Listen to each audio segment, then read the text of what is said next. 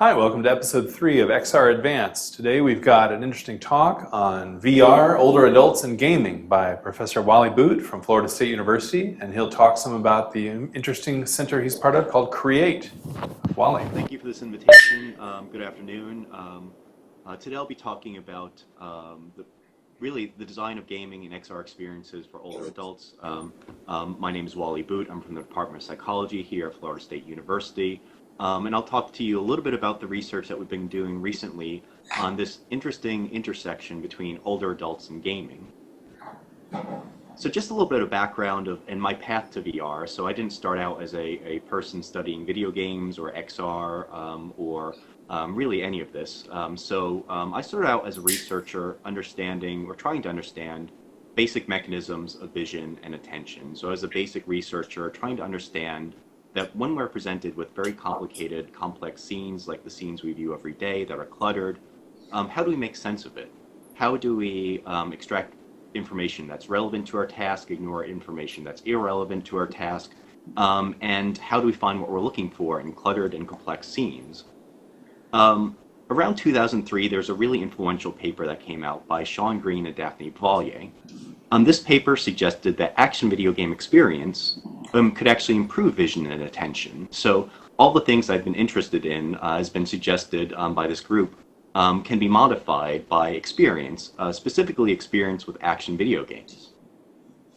At the time, I was working in a lab, Art Kramer's lab at University of Illinois, that also studied age-related cognitive decline, how abilities change with age, and I thought this was really an interesting opportunity. If it's possible that games could improve cognition and older adults may be experiencing cognitive decline, could games be used to train and maybe potentially reverse age-related cognitive decline? At that time, I was kind of investigating games as a way to improve cognition. I thought that was a very kind of narrow view, that games for the sake of gaming is also a very interesting idea. Gaming as a form of leisure activity for older adults I thought was a very interesting idea. So from there I moved more towards how gaming, including now XR gaming, might enhance the well-being of older adults. This work, and I'll talk about that work today, has been looking at barriers to gameplay, for example, cognitive barriers and also attitudinal barriers by older adults that discourage them from engaging in gameplay. But also human factors issues as well are really, really important. So the interface of gaming and how games are designed typically by young people for young people, and older adults may get excluded. So that's kind of my background. I started as a basic vision and attention researcher, but now I'm largely working in the domain of aging and gaming. And I think this is really important to some of the themes of this webinar. One theme is dynamic content generation. So traditional content design often delivers a one-size-fits-all solution. And obviously that can't be the case when we're thinking about aging and gaming or aging and technology design. Older adults and younger adults have different experiences. They have different perceptual and cognitive abilities. So one-size-fits-all approach won't work. We need to, through design, recognize that older adults have different experiences, different cognitive abilities. So when we're designing systems, when we're designing XR scenarios, we need to take this into account. As I mentioned, I'm a member of the CREATE team. I'm a principal investigator of the Center for Research and Education on Aging and Technology Enhancement, also known as CREATE. As part of the center, we consider things related to older adults' use of technology, barriers to the use of technology, and how older adults' characteristics in terms of their perceptual, cognitive, and psychomotor abilities, in addition to other abilities, shape their interaction with technology, and how can we use our information about the older adult to help design technology better, including technology that's related to gaming and including technologies that's related to VR and XR. So I thought I'd first talk a little bit about my first experiences with older adults and VR experiences. So these weren't with kind of head-mounted displays or kind of goggle systems. This was using a fixed-based driving simulator. So some of my first VR experiences were not with head-mounted systems, but with driving simulators. These studies that we conducted in our lab have used driving simulation to explore ways to make the roadway safer for older drivers, who often experience much greater harm as a result of crash forces when a crash does occur. So these studies were able to simulate specific problematic interchanges in Florida to test design solutions to reduce crashes. So that's kind of my first experiences I've had when we're talking about VR, these types of systems. And this type of system really introduced me to a lot of potential issues that you could face. The largest being cybersickness, that I'll talk a little bit later how during these studies we were testing younger and older drivers. And often it was the case that we might lose 40% of our sample of older adults to cybersickness. They would experience symptoms of cybersickness, they would have to withdraw from the study, and in some cases they were quite ill as a result of the scenarios that we put people through. So unfortunately this line of research has exposed us to issues of cybersickness, which I think are important. And for XR solutions and VR solutions to be viable, this is a critical issue that needs to be addressed for older adults. So in terms of overall structure of the talk today, I'll be talking about barriers to gaming, gamification, XR solutions for older adults. I want to raise the issue of tech adoption, ownership, and proficiency as some barriers to VR solutions for older adults, or even just using VR for leisure purposes. I'll talk a little bit about perceptual and cognitive and movement challenges that older adults face that shape their interactions with technology, including XR technology. I'll talk about some studies that we've done looking at attitudinal barriers and game preferences of older adults.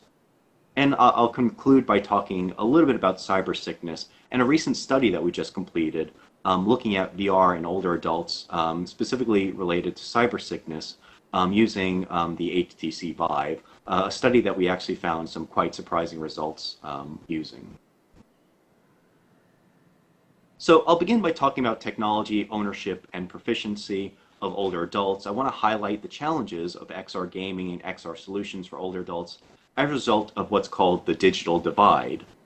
In general, older adults have less technology proficiency, less experience, less device ownership compared to younger adults, and this is something that you can see today, although the gap is closing. And when we're thinking about solutions, technology solutions, including XR solutions for older adults, this is something we need to think about. Just a little bit of data, some kind of recent data. This is from the Pew Internet and American Life project, demonstrating the age-related digital divide. So we have across the axis here, years from 2000 to 2018, and we also have the percentage of each population that is online at that period of time. Not surprisingly, younger adults, even back in 2000, many of them were online, about 70%, and today pretty much in the United States, almost all young people are online, so we're getting close to a ceiling here. 30 to 49-year-olds as well, and what you can see is a general increase in technology adoption, in this case internet adoption, over the years. But once you get to the 65 plus cohort, you do see, although there's been increases in internet use by older adults in recent years, still about 34% of older adults in the United States today don't use the internet at all. So that's an issue when we're thinking about technology solutions. Older adults' interactions with technology systems such as VR, XR systems, that they don't have the same technology experience as younger adults. In terms of proficiency as well, we've done lots of studies on older adults' proficiency with technology. And what I show here is a graph. We have a group of kind of younger adults over here in the upper left-hand corner. We have a measure of mobile device proficiency, of how well a person can use a mobile device such as a smartphone. And we see our younger group over here is very, very proficient. But once you get to the older categories, here we have a sample of older adults that we measured. What's really striking is that there's a lot less proficiency of older adults, but also the variability is especially striking here, where you have some older adults who are really very technologically savvy, but you also have some older adults who are very, very non-proficient in their use of smartphones and tablets and other mobile devices. So when thinking about these types of solutions, XR solutions for older adults, we need to think about what is the level of proficiency that the older adults have, what's the level that they have, and also I'm going to present some data specifically on aging and gaming as well, in terms of aging and gaming habits. And this is more Pew data showing that for each age category, the percentage of older adults, for example, who play video games. And we see that many younger adults play video games. By the time you get to the 65 plus cohort over here, very few older adults, only about 25% of older adults play video games compared to younger adults. This second line here, this gray line, is actually the percentage of adults in these age categories who consider themselves a gamer. And very, very few older adults at this point in time consider themselves gamers. So only about 2%, and only about 25% of older adults play games. So there are going to be barriers here in terms of technology experience that might prevent older adults from using XR systems successfully, just because they have generally a lower technology proficiency and lower technology adoption. So the challenges are that XR technology for gaming and other purposes, like many other forms of technology, it's likely to present a challenge for some older adults as a result of their lower technology proficiency and lower technology experience.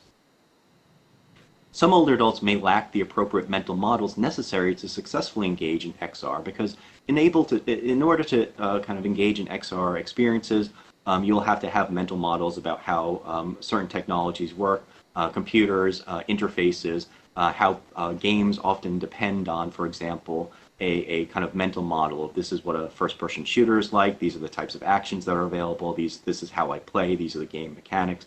Older adults may struggle because they lack those mental models related to technology in general.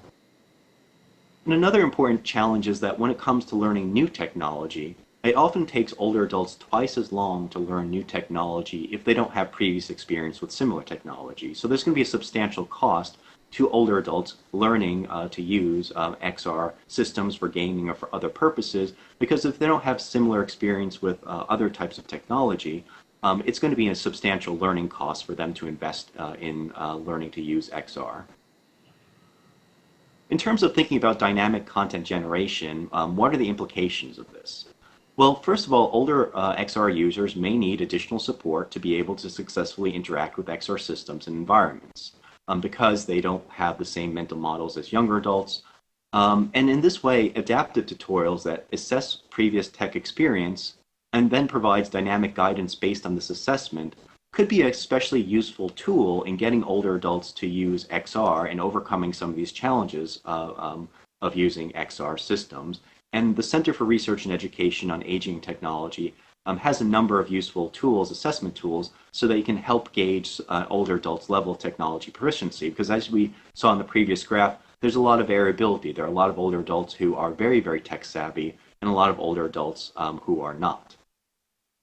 In terms of research by CREATE that has investigated some of these issues, we've done research, the CREATE Center, especially Wendy Rogers at University of Illinois, has done research understanding older adults' interactions with Xbox 360, with Kinect, looking at Exergames. And what they find is that when older adults interact with Exergame systems, with the Kinect, what they find is that many older adults feel that there's a lot that they need to learn before they can even begin to use this system. And also, a lot of older adults recognize or believe that the system is unnecessarily complex. So this is a challenge where with older adult populations, sometimes older adults will not have the same technology experience, and it's going to be a challenge even just to learn how to get the game set up, get the game started, and there's going to be a substantial learning challenge for older adults, in this case with the Xbox 360, with Kinect, but also for many other XR systems. And what we've found is that many older adults would benefit from additional support material. So here's a study, and there are references below you can look at, where the CREATE team, led by Wendy Rogers, has looked at developing kind of quick start guides so that older adults can get into the technology, they can get the game started up without having to learn a lot about the technology, without having to have a lot of previous experience with gaming systems and controllers. This is a way that older adults can get up to speed very, very quickly. So in addition to differences in terms of knowledge, there are also substantial differences in perceptual, cognitive, and psychomotor abilities that should be taken into account when we're thinking about XR experiences for older adults. These are human factors issues. So game and XR designers need to think about older adults. These designers typically design for young people. They are young people, and they're designing for young people, but those aren't the only people who benefit from their systems. What I present over here on the right is a pretty famous graph in cognitive aging research. It's by Denise Park and her colleagues that looks over time. So here we have age versus performance on a variety of different types of cognitive measures. For example, speed of processing, the speed with which you can quickly process and use information, and also working memory and long-term memory, to important memory systems, that a lot of these begin to go downhill as early as people in their 20s and 30s over here. So we see that these cognitive abilities change with age. Luckily, it's not all downhill. There are some things that actually go up as we age. Our knowledge about the world, for example, that improves with age. But a lot of these abilities that we think about that are important to gaming and technology interaction do go down as we age. There are also movement challenges as well as older adults age. There are changes to movement speed, precision, flexibility, range of motion. All of these can influence someone's interaction with technology, including XR technology, that these need to be considered when designing experiences for older adults. And this is kind of normative age-related changes, and also kind of disease processes such as arthritis, for example, that 75 years of age or older, about half of people who are 75 years of age or older have arthritis, which interacts or influences someone's ability to interact with technology. So the design of XR experiences, what are the implications for dynamic content generation, the design of XR experiences, and the associated equipment, interfaces, really the whole package there needs to consider not just age-related differences in knowledge and experience, but also perceptual, cognitive, and psychomotor abilities need to be considered as well for these types of experiences, and including older adults. So for XR games, for example, game parameters that might be fun and challenging for younger adults could frustrate older adults. And this is where I think dynamic content generation may come in, where you can dynamically alter the game based on someone's ability to keep them engaged, even older adults who may be experiencing age-related changes in perception, cognition, vision, hearing, etc. And I like to think about flow theory. I like to think about Csikszentmihalyi's flow theory of what determines whether a game is fun, essentially. That someone has a set of skills and the game kind of presents challenges. And when someone's skills can meet those challenges, oftentimes they're considered in a flow state, this positive experience of being in a game in kind of a mastery, a sense of mastery and flow and being able to perform the task well. And that's why the games are enjoyable, because you feel like your kind of abilities are being tested and you're able to meet challenges. The challenge here is that older adults and younger adults bring different skills to the game, so what might be appropriate for a younger adult in terms of game design to influence a flow state or produce a flow state, it may be different compared to a younger adult. An older adult as well, if the game is appropriately set so that older adults may experience this flow theory, younger adults may be bored. So that's kind of a major issue when we're thinking about gaming and aging, is how do we get the settings right so that everyone can enjoy it? So it needs to be recognized that ability changes, that these ability changes with age, that they have implications for design of games, and that I think a solution would be to help scale games better in terms of their difficulty level to account for this. So often games will have ways that you can scale the difficulty. There might be an easy, medium, hard, there might be an expert level, whatever. But I think when game designers are thinking about these issues, they need to think about reaching the broadest possible audience so that everybody can enjoy what they're designing, of designing specific levels, maybe not just even for older adults, but for fairly inexperienced gamers and novice gamers as well. So I think this is one way that you can think about dynamic content generation, of trying to kind of assess someone's cognitive abilities and trying to match those cognitive abilities with the game design. And I also think it's important to include older adults in game design process, the game design process as game testers as well, to help make sure that the games are appropriate for a wide audience.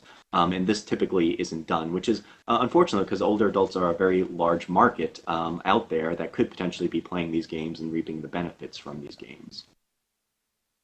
We've had some experiences with older adults and gaming that kind of ran into some of these challenges.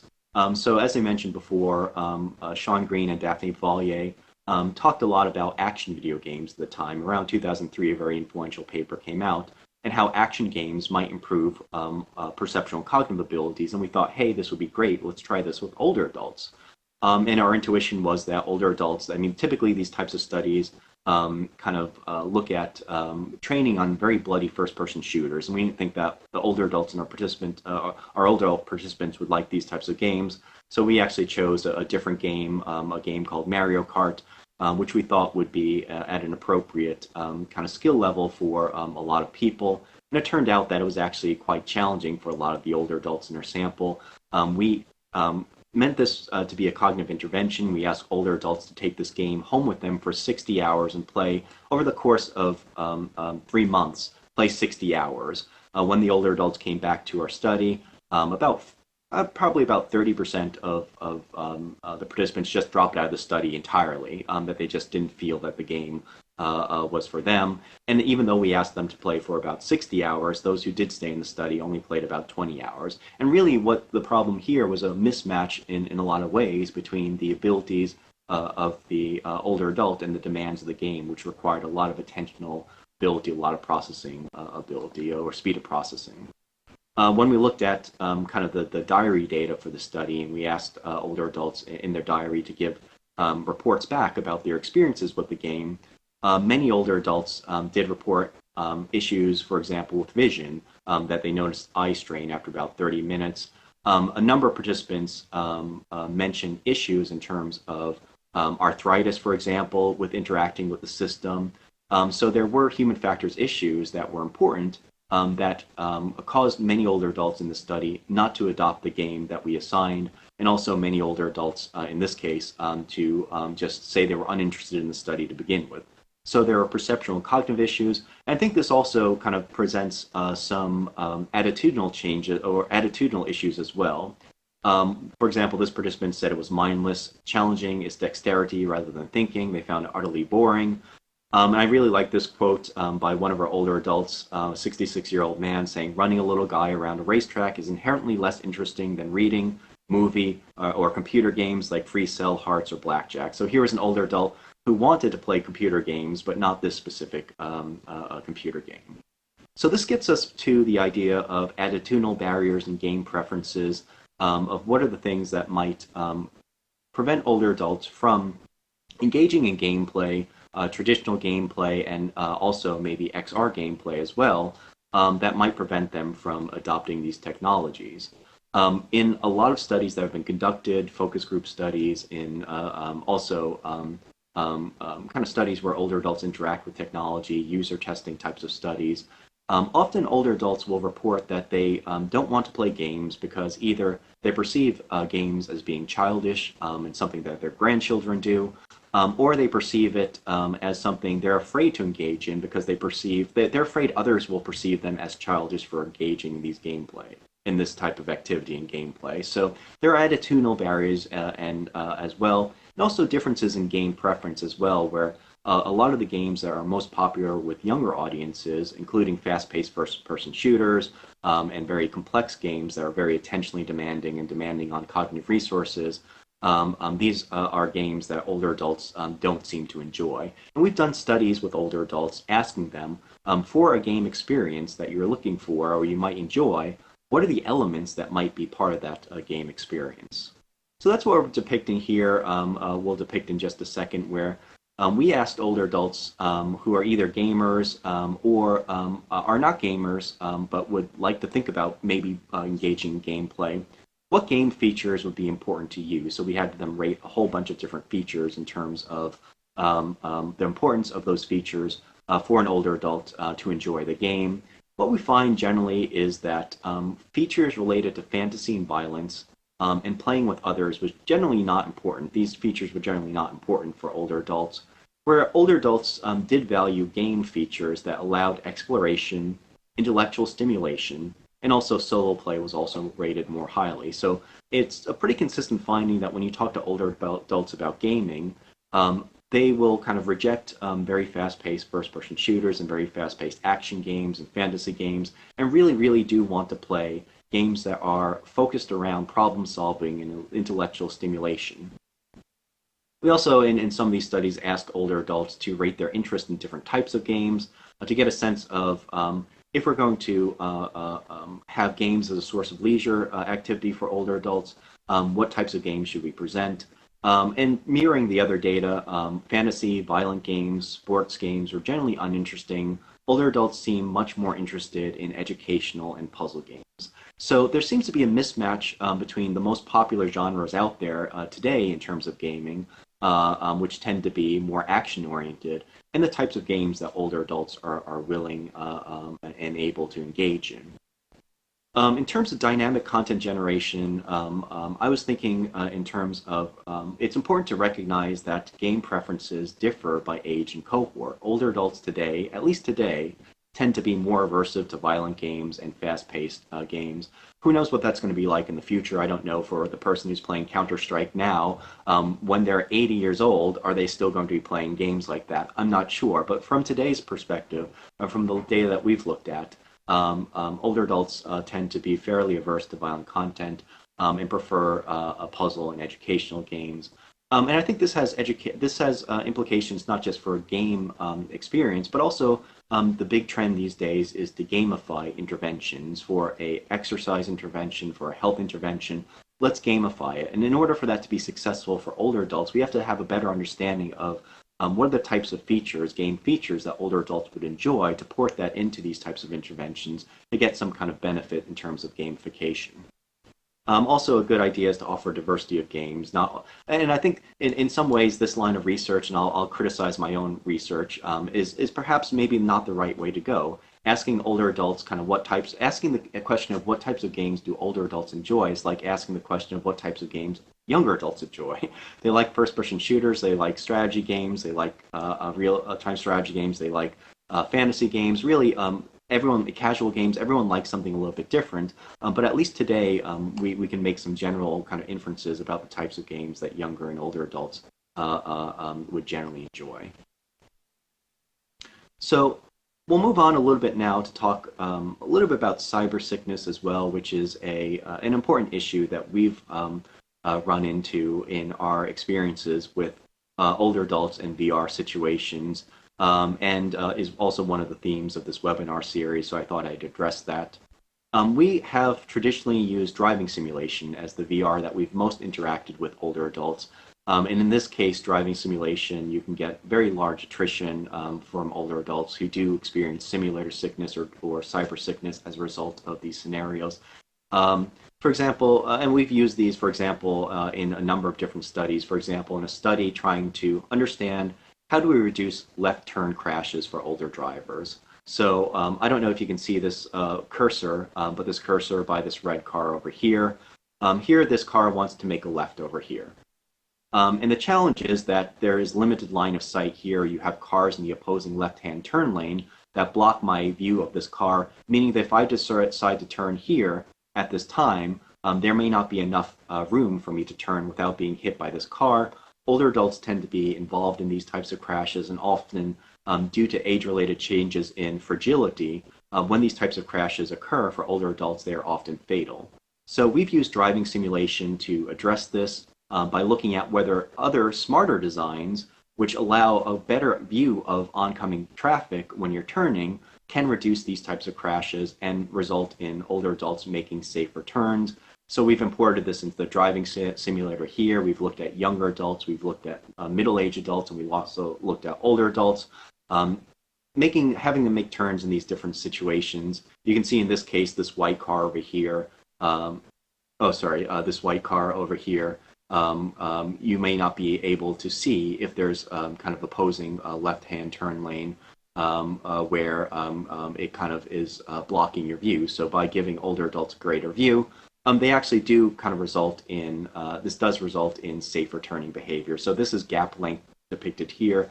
Basically, when you make that turn, how close is that nearest vehicle? We find that older adults make much safer turns in this one condition compared to this other condition, so we can recommend changes to Florida Department of Transportation based on this. So that's kind of our initial experience with simulation and VR for older adults. Although driving simulation is a great tool, on studies in which participants had to make multiple turns and stops, which is, I mean, that's really where the interesting stuff happens in driving, is when you're crossing moving streams of traffic and when you're at intersections and stopping and all these types of things. We found that up to 40% of older adults would drop out of the study because of cybersickness. And consistent with the literature, we tended to find that older adults, and especially older women, demonstrate increased susceptibility to simulator sickness or cyber sickness. Another interesting thing that I thought I'd kind of bring up that was, we noticed in a number of studies with older adults in VR driving, was that many older adults displayed fairly unnatural driving behavior in the sim. And I think that that's partly because they're not as used to navigating virtual environments compared to younger adults. So they would engage in very weird behavior. For example, when there would be a red light, they might stop 20 feet before the intersection, that their perception of where they were in the simulated environment was very, very different from younger adults. And I don't have a kind of systematic data to support this, but my intuition is that that's because younger adults tend to have more experiences in virtual environments through video games, through VR, XR types of environments. We actually had to implement in our studies some basic driving simulator training to get older adults to drive naturally in these studies. So specific training on how to drive in VR was necessary to correct this. So this kind of made us a little bit nervous to go into older adults and VR more generally, but we did complete a recent study looking at whether or not older adults would experience similar problems in VR scenarios with the HTC Vive. We've been using fixed-based driving simulators as our VR environment. What we wanted to do is get some initial sense of, would we experience 40% dropout when we're doing VR scenarios with older adults. So we've just recently completed a study where we had 20 younger adults and 20 older adults go through a variety of experiences with the HTC Vive, and we measured sense of immersion, presence, cybersickness, system usability. All of these things were measured. Today, I'll just talk about the cybersickness data that I thought was really interesting and surprising. And we had people go through, younger and older adults, go through 5 minutes scenarios in terms of, first they did 5 minutes of guided meditation, which is a very passive type of experience with VR. They just sat, they kind of looked around, and they listened to music, and that was pretty much it. Then younger and older adults went to Vesper Peak, which is kind of a simulation of an outdoor mountain. In this case, it was more active because they could teleport to different locations. There's a little dog that they could pet, and they enjoyed petting the little robot dog. And this was kind of the second experience. We also had them practice navigation skills in the Steam VR Home, where they practice kind of getting around and interacting with objects. And then what we wanted to do was work them up to something more active and more challenging, more similar to maybe a first-person shooter. So we had them engage in this Exergame game where they controlled a ship with their controller in the VR environment, kind of dodged missiles and shot missiles at enemy ships. And this was a very active experience. And what we found, first of all, is that older adults, contrary to a lot of our experiences with video games and older adults really love these experiences. We got nothing but universally positive comments from older adults with these experiences. But I wanted to talk briefly about the cybersickness data. The cybersickness data, we used the SSQ, a pretty standard measure of simulator sickness. And we looked at, after all these experiences, so about 20 minutes in the VR experience doing from very passive to very active types of situations, we were surprised that the SSQ scores for everyone, the scores were universally pretty low. And what's really surprising and kind of baffling to me is that older adults in this scenario, through these scenarios, actually demonstrated less cybersickness compared to younger adults. I'm not sure why that is. We're just trying to get a sense of this data now. We have video of exactly what they were doing in all these scenarios, so we might actually compare younger adults and older adults and how they interacted with these virtual environments to figure out this puzzling finding that, and we checked this data 100 times because it's so odd, and we went over our coding, we went over everything, and in these scenarios that we're giving older adults, they actually experienced significantly less cybersickness compared to younger adults. So that's kind of puzzling to us. This manuscript is in preparation right now, but there's a lot more work to do. But I think one of the big messages is that for older adults in general, though, cybersickness is often a greater problem for older adults compared to younger adults. And this may serve as an unfortunate barrier to XR gaming and XR solutions in terms of interventions. However, this may not be a problem for older adults depending on factors such as XR experience, duration, XR system, many other factors. So this is something we're puzzling over right now. It would be great for us to understand a little bit more about why there are these differences in terms of older adults' susceptibility to cybersickness in some of our scenarios, especially our driving scenarios, and not much kind of report of sickness in these game scenarios. So just a couple of brief conclusions. I wanted to say, first of all, XR holds great promise for supporting older adults. In terms of gaming, I think it's a great leisure activity for older adults who may, for example, have limited mobility. It may allow them to visit places where they may not be able to visit today because of mobility issues. It allows exploration. I think this is a great opportunity for many older adults in terms of leisure. I think there are a lot of promising applications in terms of intervention, rehabilitation, for example, stroke rehabilitation, physical rehabilitation.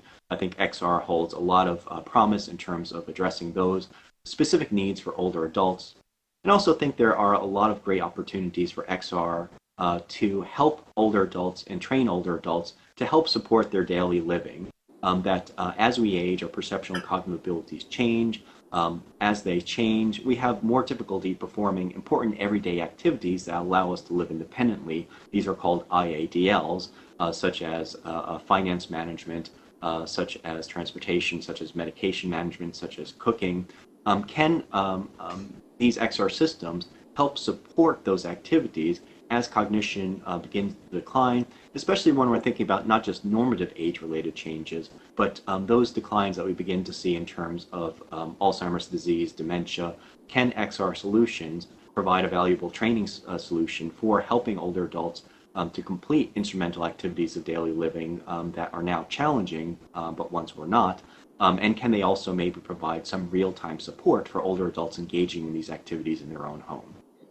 However, as we discussed throughout this entire webinar today, experiences, hardware, and associated interfaces do need to take into account that older adults have different experiences, have different perceptual cognitive abilities compared to younger adults. So when we're designing XR technology and XR experiences, we don't want older adults to be locked out of the benefits of this technology because of these age-related changes. So ability changes, differences in experience and knowledge, age-related increase in susceptibility to simulator sickness, all of these need to be considered.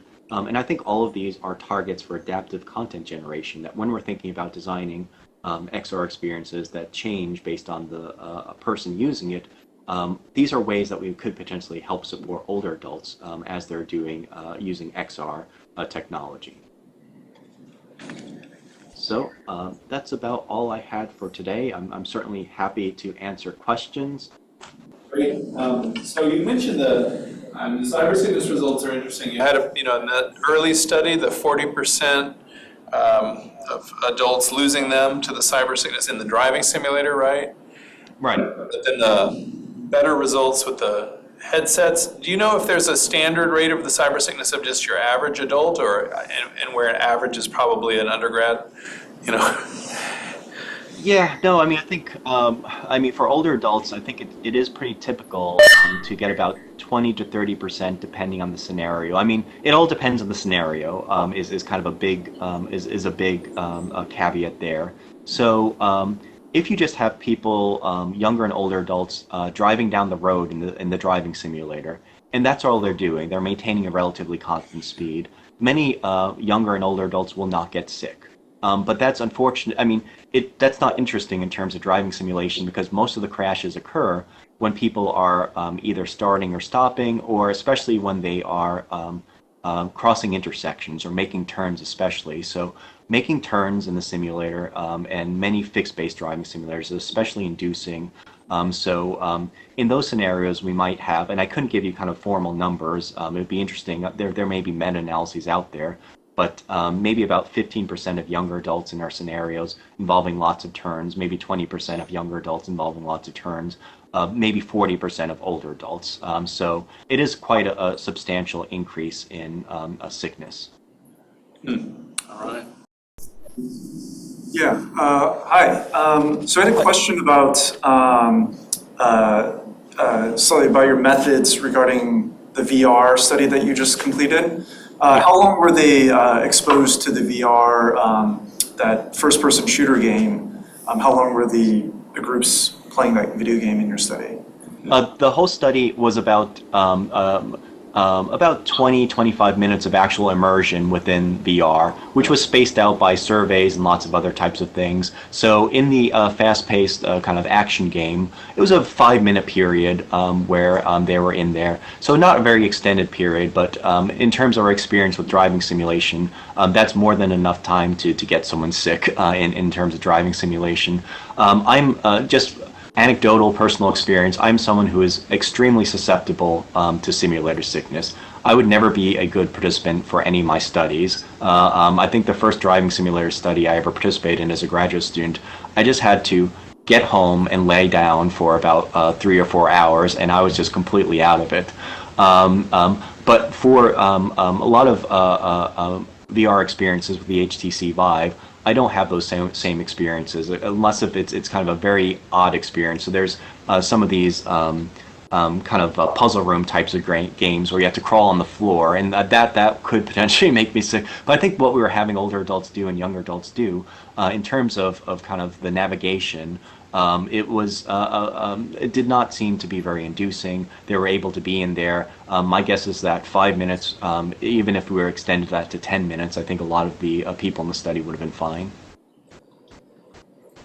I had a second question follow-up to that, because I find that pretty odd with your SSQ that older adults, self-reported lower cybersickness than the younger adults. Did you, I don't know if you've dug through the data already, but did you find any maybe interaction with your other measures? Like, were those older adults like more highly immersed in the VR, or any of that sort? Yeah, so we're still digging through that data right now, and I think one thing that may come out, and unfortunately, I think the answer is probably the hardest. Involves the hardest data to code and analyze. Is that we actually have a video from their perspective of everything they did in the Vive. So my guess is that older adults were probably maybe exploring in a way that was maybe a bit more. Maybe a little bit less aggressive compared to younger adults who wanted to go over there and they transport over here and see what this is. So I'm guessing that younger adults may have used a very different strategy in terms of navigation. So I'm curious to see if that comes out, although we haven't coded those data yet. Hopefully we'll be coding those data fairly soon, but my guess is that the younger adults may have been exploring more, they may have been making more body movements and head movements compared to the older adults, so it could all be due just to the way that people have interacted with the system. That's my best guess right now. How about also, could it be that the older adults are, perchance, have had a history of more medical issues and are just sort of rating themselves lower if they feel a sickness because they've endured so much medical mess that you're like, oh yeah, this is not a big deal, I've had worse? Yeah, I'm not sure. Yeah, I mean, I don't know. Yeah, I mean, I think if that were the case, we probably would have seen it in lots of other studies. Although, yeah, I mean, I think that, yeah, they'll have no kind of problem self-reporting high kind of simulator sickness in other scenarios. But in this specific case, It just seems like the older adults were not induced. And also, if you look at the younger adult data too, really everyone wasn't. There were no real kind of high cases of simulator sickness. So I think that it's probably more related to the scenarios that people are going through. I have one more question. So I found it interesting that the older adults, their attitudes were somewhat negative, and I'm kind of referring to the Mario Kart study that you did. Yeah. And this, despite their negative attitudes, do you let them know? Are you explicit to the older adults that that there's research out there that suggests that playing these sorts of video games might improve their cognition before they actually formally participate, and would that motivate them to engage and participate in the study with more earnest? Yeah, I mean, I think that's a really good question. It kind of introduces a really interesting design challenge. Right. How do you control for placebo effects in the case of telling people that this is something that's going to help them? So we tend to be fairly neutral in terms of our explanation of kind of what's going on to avoid kind of placebo types of effects. But I think that's a really interesting question, because when you think about technology adoption, it largely comes down to perceived ease of use and perceived usefulness for all these different models of technology adoption. And if they perceived it as useful, and we have data to suggest that they didn't, that they actually perceived it as not being helpful, that there could maybe be a mismatch between what they think it will do and what will actually do. I think that's really an important question and an important issue of getting older adults to perceive it as useful, to get them to adhere to these types of training schedules. Thank you. Well, Wally, I think that's about time for now, but thank you so much for the talk. That's a really interesting collection of different data. Okay, thank you. Thanks for having me.